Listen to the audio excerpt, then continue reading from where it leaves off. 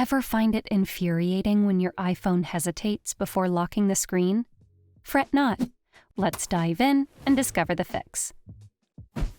We're confident you've already given restarting, resetting, and updating your iPhone to the latest iOS version a shot. However, if the issue persists, these fixes might be exactly what you're looking for. Essentially, certain accessibility features require triple-clicking the power button to activate them, which might be causing a delay in locking the iPhone screen. To resolve this, open Settings, navigate to Accessibility. Scroll down and tap on Accessibility Shortcut. Deselect the specific feature that require triple clicking.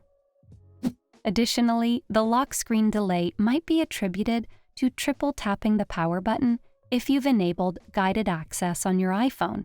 To resolve this, go to Settings, choose Accessibility, and tap on Guided Access. Toggle it off.